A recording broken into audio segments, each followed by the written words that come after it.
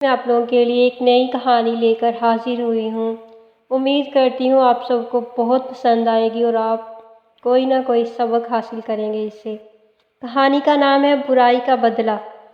برائی کا بدلہ۔ بیوقوف جاہل، آج پھر اسے یہی طعنہ دیا گیا تھا، جاؤ دفع ہو جاؤ یہاں سے۔ اپنے چچا کے منہ سے یہ الفاظ سن کر نعیم کا دل چاہا کہ وہ پھوٹ پھوٹ کر رو دے، لیکن اس نے ضبط کیا اور باہر چلا گیا۔ آج غلطی سے ایک گھملا ٹوٹ گیا تھا، بس اتنی سی بات پر اسے جلی کٹی سننے کو ملی۔ نعیم بہت سنجیدہ لڑکا تھا۔ بدقسمتی سے اس کے والدین ایک حادثے میں اسے روتا چھوڑ گئے۔ 13 برس کا نعیم اس صدمے سے حواس کھو بیٹھا۔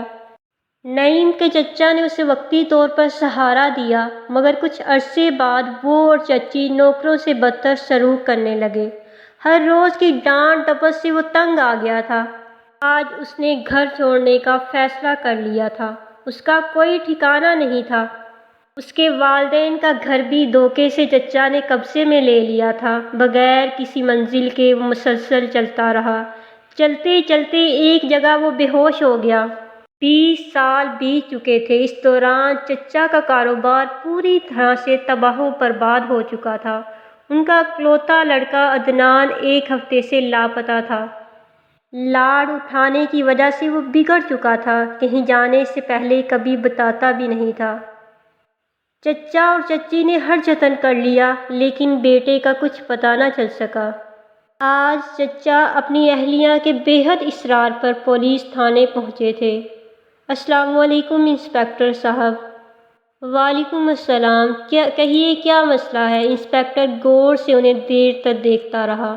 یہ بات وہ بھی نوٹ کر چکے تھے، مجھے ایک رپورٹ لکھوانی ہے۔ اور پھر انہوں نے شروع سے لے کر آخر تک تمام باتیں بتا دیں۔ آپ فکر مت کریں، ہم اس کیس پر توجہ سے کام کریں گے۔ چند روز بعد وہ پھر پولیس تھانے پہنچ چکے تھے۔ آج ان کی بیگم بھی ساتھ تھی۔ ہمیں عدنان کے دوستوں سے معلوم ہوا ہے کہ اس کی کسی آدمی سے لڑائی ہو گئی تھی۔ مار پیٹ کے دوران وہ اسے زخمی کر کے فرار ہو گیا ہے۔ اتنا کہہ کر انسپکٹر نے گہری سانس لی اور پھر دوبارہ بولے، تفتیش ابھی جاری ہے۔ آپ یاد کریں کہیں ماضی میں آپ سے کوئی گناہ تو نہیں سرزد ہوا؟ انسپکٹر کی یہ بات سنتے ہی دونوں نے چونک کر ایک دوسرے کو دیکھا۔ وہ تھانے سے رخصت ہوئے تو راستے بھر یہی سوچتے رہے، کہیں ہمارے ظالمانہ سلوک کی وجہ سے ان کا یتیم بھتیجا گھر چھوڑ کر چلا گیا تھا۔ گھر آتے ہی وہ دونوں سجدے میں گر گئے اور رو رو کر اللہ سے معافی مانگنے لگے۔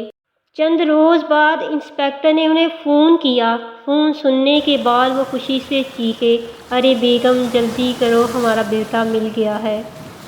پولیس انسپکٹر نے ہمیں بلایا ہے۔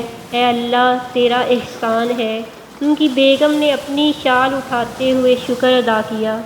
پولیس اسٹیشن پہنچتے ہی دونوں اپنے بیٹے کو دیکھ کر اس سے لپٹ گئے۔ کچھ دیر بعد انسپکٹر صاحب خود ہی بولے، ہمیں عدنان ایک سنسان علاقے میں بے ہوشی کی حالت میں ملا تھا۔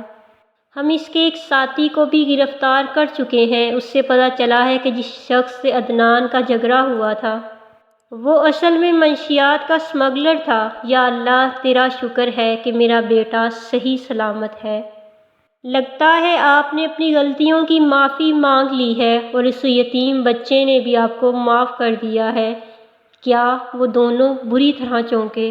گھر والوں کے نفرت انگیز رویے کی وجہ سے وہ لڑکا گھر سے باغ نکلا تھا۔ وہ بے مقصد چلتا رہا۔ اس کا آس پاس کوئی ٹھکانہ ہی نہیں تھا۔ آخر اس کی نظروں کے سامنے اندھیرا چھانے لگا اور وہ ایک گھر کی دہلیز پر گر کر بے ہوش ہو گیا۔ ہوش و حواس بحال ہوئے تو اس نے خود کو ایک خوبصورت سے کمرے میں پایا۔ اس کے قریب 2 اجنبی مرد عورت بیٹھے ہوئے تھے۔ وہ دونوں میاں بیوی تھے۔ ان دونوں نے بڑی محبت سے بچے کو دیکھا اور اس کی دیکھ بھال کرنے کا فیصلہ کیا۔ پھر انہوں نے اسے اپنا بیٹا بنا لیا اور اسے اعلیٰ تعلیم دلا کر پولیس انسپکٹر بنا دیا۔ آج وہ آپ کے سامنے کھڑا ہے چچا جان۔ بیٹا نعیم۔ چچا کے منہ سے بس اتنا ہی نکل سکا۔ چچا کے منہ سے بس اتنا ہی نکل سکا۔ چچی شرمندہ ہو کر زمین میں گڑی جا رہی تھی۔ یہ تھی آج کی ہماری کہانی۔ امید کرتی ہوں آپ سب کو بہت پسند آئی ہوگی۔ مزید ایسی اسلامی ویڈیوز کے لیے، کہانیوں کے لیے ہمارے چینل کو وزٹ کریں، سبسکرائب کریں، لائک اور شیئر بھی کریں۔ شکریہ۔ فی امان اللہ۔